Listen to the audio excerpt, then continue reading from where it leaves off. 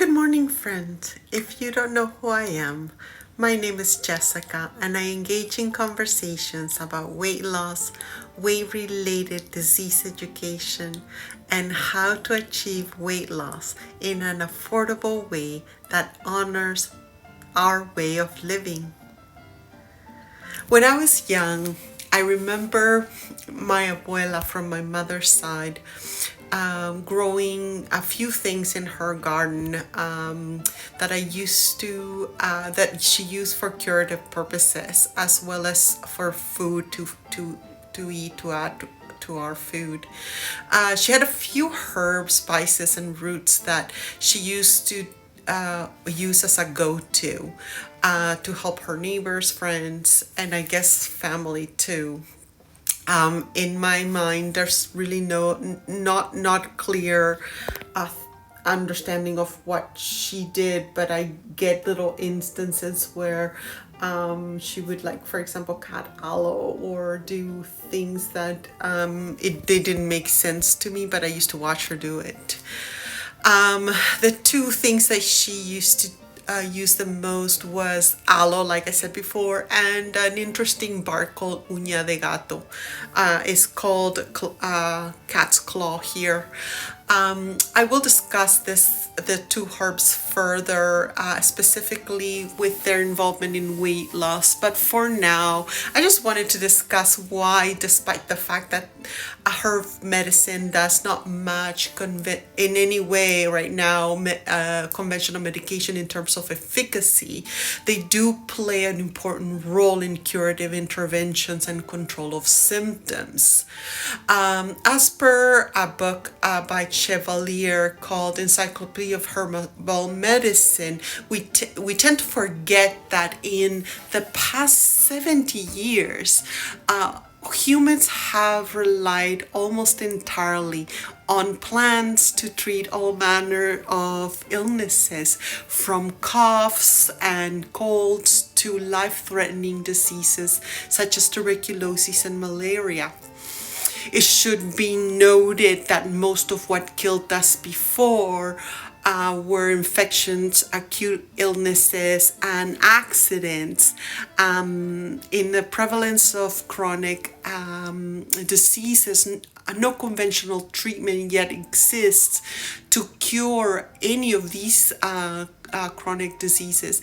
The best we can achieve right now is management through diet, exercise, and pharmaceuticals. What I am curious about is how we can bring herbs and food back in our lives in order for us to promote wellness. Regardless, as per Chevalier, we simply do not know in detail how particular herbs work, even though its medicinal benefit is well established. The pharmaceutical approach to understanding how whole herbs work is like working on a puzzle where only some of the pieces have been provided. Furthermore, although it is very useful to know that a particular herb contains an active constituent, such information can be misleading on its own. For example, Chinese rhubarb is commonly used as laxative, containing a compound that irritates the gut wall and stimulates bowel movement. Its laxative effects, however, occur only in large quantities if it's used like that. But in lower doses, the compound, another compound of that same herb, try and tighten up the mucous membrane in the gut in a different effect. As such, this herb works in two apparently opposite ways depending on the dosage. As a laxative at moderate to high doses to treat diarrhea and to treat diarrhea at lower doses. Therefore, it must be noted that there are two fundamental truths in herbology that I found extremely interesting.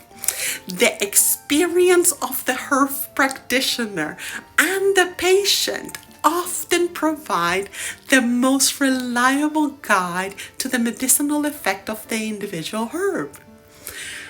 The number two is the value of the medicinal herb cannot be reduced simply to list just to by the list of its active constituents. Well, what does that mean? I think that herb and food are such an important aspect of our lives that they add to our food, our wellness, our mental health, and general physical health. I am so curious to continue to explore herbology and its role in wellness and weight loss. Of course, this all in the spirit of learning, discussion, and fun. I wish you health and happiness, and I will see you on Wednesday.